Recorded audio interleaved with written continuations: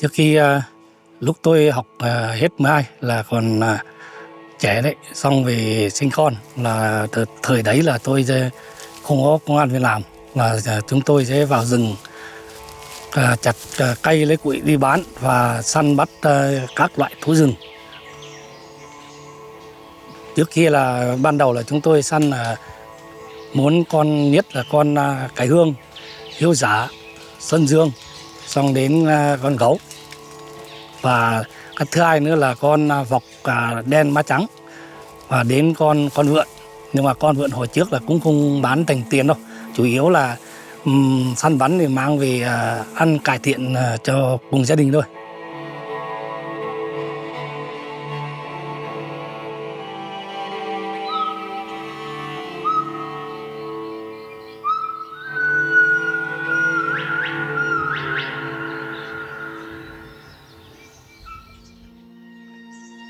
Vượn cao vít là loài vượn mà hiếm thứ hai thế giới, và hiện tại thì chỉ được tìm thấy ở Trùng Khánh, Cao Bằng và khu bảo tồn thiên nhiên Bao Lượng của Trung Quốc. Thì trước kia thì loài vượn này thì phân bố rất là rộng ở cả phía miền Bắc Việt Nam của chúng ta và Nam Trung Quốc. Tuy nhiên sau một quá trình ấy thì do săn bắn bắt bẫy hay là các cái sinh cảnh của nó bị mất dần, thì hiện nay thì loài vượn này chỉ còn có duy nhất tại cái khu vực này mà thôi, và đã biến mất ở toàn bộ các cái nơi khác. When we first start our project here in the Kavit-Gibbon Conservation Area, the population size only 26 individuals, and until now the population increases to 74 individuals. Còn hiện tại cái cuộc điều tra gần nhất thì chúng tôi có áp dụng rất là nhiều các biện pháp khoa học kỹ thuật, từ việc là sử dụng các thiết bị ghi âm tự động audio mode đến việc là sử dụng các cái máy bay không người lái tầm nhiệt để làm sao mà chúng ta có thể đếm được số lượng vượn chính xác hơn. Và sau đó thì chúng tôi có sử dụng các cái kỹ thuật về phân tích âm thanh. Giống như con người chúng ta thì là mỗi một người chúng ta có một cái giọng nói khác nhau, thì đối với vượn cũng tương tự như vậy. Thì đối với mỗi một đàn vượn, với mỗi một cá thể vượn đực ấy, thì chúng có giọng hót khác nhau. Và chúng tôi dựa vào các cái thông tin đó, dựa vào cái việc quan sát thực địa thì đã đếm được, đã ước tính được số lượng vượn của chúng ta. Hiện tại vượn thì đang phát triển khá tốt. Nếu bảo tồn về lâu dài thì khu hiện tại nó sẽ không phát triển được. Do vậy là cái việc mở rộng cái khu bảo tồn ra cái hướng phía Tây thì bên này là nó sẽ tạo một cái vùng sinh cảnh mới để di chuyển các cái đàn vượn của bên này để di chuyển sang được. For years, we consider the fragmented habitat is one of the big threats or issues to the gibbon. Nó đang có các cái thung lũng, giữa lũng này với lũng kia nó vẫn có những cái khoảng trống. Ngày xưa thì đất canh tác, bây giờ người dân đang bỏ hoang ở đấy. Vâng, cũng tham gia ở với cái dự án bảo tồn vượn cao huyết của FPI là tôi tham gia từ 2006 đến bây giờ. Nói chung là cũng gần được hơn 18 năm. Nói chung là cái vườn ươm thì hàng ngày bình thường là từ cái lấy đầu tiên là từ lấy hạt giống về xử lý, xong là phơi khô, xong đó là bắt đầu từng bước cụ thể như là để khâu làm đất và là phơi hạt, xong là mình ươm là xong đó là đưa vào bầu. Thường hàng ngày là cũng chăm sóc và theo dõi nó. Từ cái thời đầu tiên cũng làm xong là thì mình rất là thích với cái công việc đấy, cũng về thiên nhiên cũng là rất là cảm giác mình rất thích. Do đó là cũng rất là làm sao để mà có cái nguồn thức ăn để cung cấp, để đi là trồng những cái lũng ở trong vùng ấy, thì là hỗ trợ được rất là nhiều những cái cây thức ăn bổ sung cho vượn cũng như là các loại động thực vật ở trong cái khu bảo tồn mình. Đặc biệt bản thân là cũng rất là yêu cái nghề này.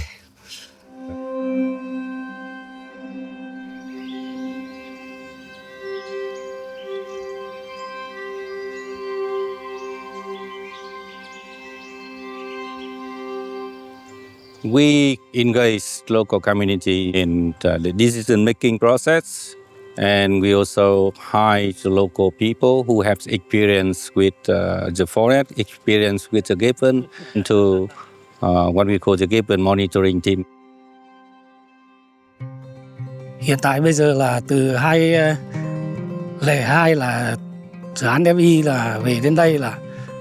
phát hiện ra loại con vượn này, thì từ hiện tại tôi là cùng tham gia bảo vệ khu bảo tồn và là nhóm CGT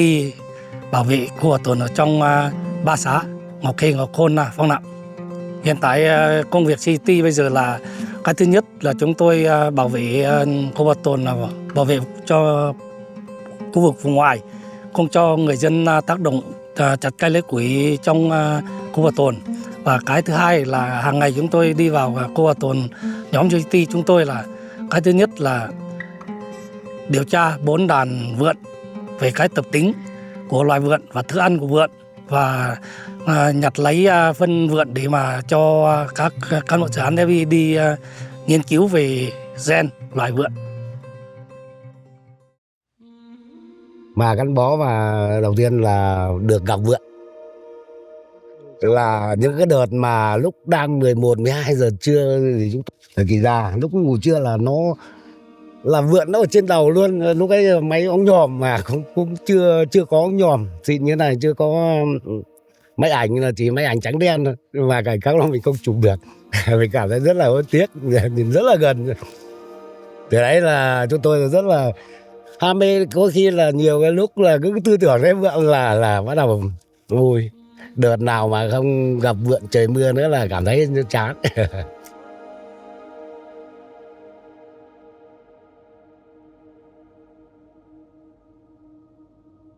Chúng tôi đã tạo ra những các cái hoạt động để làm sao mà khuyến khích sự tham gia của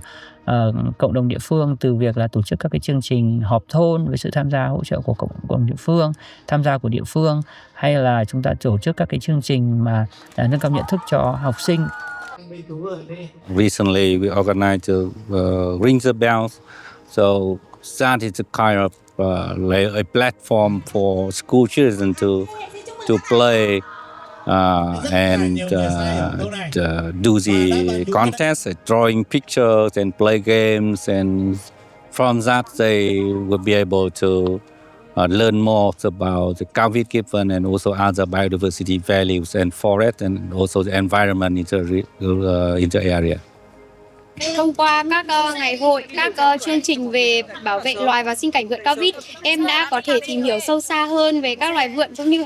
cuộc sống hàng ngày.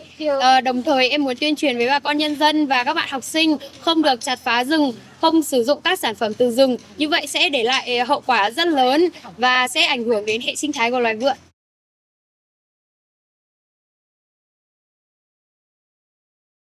Chúng tôi đã hỗ trợ cộng đồng địa phương thành lập ra doanh nghiệp xã hội và cái tên là Công ty Cổ phần Bảo tồn Vượn Cao Vít. Và cái công ty này sẽ thực hiện các hoạt động về nông nghiệp, như là thực hiện các hoạt động về nông nghiệp như hỗ trợ về trồng các cái cây có hạt, hay là trồng nếp ong theo các cái tiêu chuẩn hữu cơ PGS, hay là thông qua cái công ty này thì sẽ triển khai các hoạt động du lịch cộng đồng, để triển khai các hoạt động như là tour là một ngày ở dọc sâu, hay là các hoạt động và có thể là tiềm năng sẽ thực hiện các hoạt động du lịch cộng đồng khác, du lịch sinh thái khác ở tại đây, như là hoạt động hướng dẫn về xem chim, hay là đạp xe, hay là trải nghiệm ở trên dòng sông Quây Sơn, hay hoặc là có thể là sau này chúng tôi sẽ tổ chức các cái tour mà xem vượn, thì khi đó thì sẽ đem lại cái lợi ích cho cộng đồng địa phương, cũng như là sẽ đóng góp ngược trở lại cho các hoạt động bảo tồn sau này. Cái điều tôi tự hào nhất ở đây đó là chính là đã nhờ các hoạt động của dự án thì đã giúp cho quần thể vượn Cao Vít đã tăng trưởng lên gần như là hơn gấp đôi so với giai đoạn ban đầu. Đấy là cái thứ nhất. Và cái thứ hai nữa là chúng tôi rất là tự hào vì cái dự án đã nhận được cái sự hỗ trợ rất là nhiệt tình của cộng đồng địa phương. Người dân, đặc biệt nhất là người dân địa phương ở đây, họ sẵn sàng chung tay để cùng bảo tồn loài vượn này. từ mà những cái mà đặc hữu của những cái loài rất là quý hiếm nữa. Dân nó rất là tự hào, những người học sinh rất là tự hào ở quê hương Cao Bằng, đặc biệt là ở trên Trùng Khánh mình lại có những con linh trưởng nó còn tồn tại nữa rồi. Từ hồi bé là tôi còn nhỏ là cũng sáng sớm mà tôi thức dậy là cũng thấy nghe vượn hót ngay đằng sau làng. Nhưng mà một thời gian là tác động vào khô tuần nhiều thì mà con vượn là lại đi vào vùng lõi nhiều, không nghe được tiếng hót